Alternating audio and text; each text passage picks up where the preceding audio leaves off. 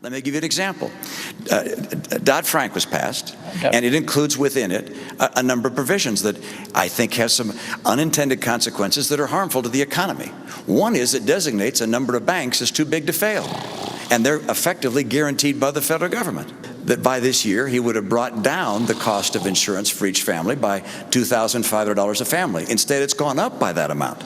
So it's expensive. Expensive things hurt families, so that's one reason I don't want it. Facing 23 million people out of work, rising unemployment, an economic crisis at the kitchen table, and spent his energy and passion for 2 years fighting for Obamacare and work together. What you did instead was to push through a plan without a single Republican vote. As a matter of fact, when Massachusetts did something quite extraordinary, elected a Republican senator to stop Obamacare, you pushed it through anyway.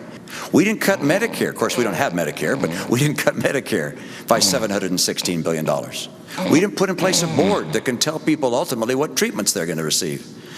Right now, the CBO says up to 20 million people will lose their insurance as Obamacare goes into effect next year.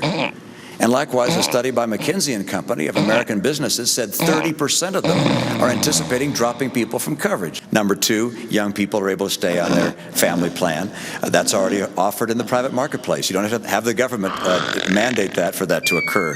But let's come back to something the President and I agree on. Okay. Let's let him respond. Let's let him respond to this specific on Dodd-Frank and what the governor just said.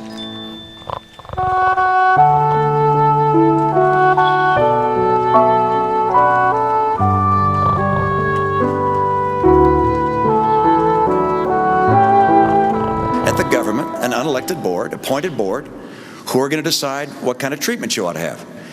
In my opinion, the government is not effective in bringing down the cost of almost anything.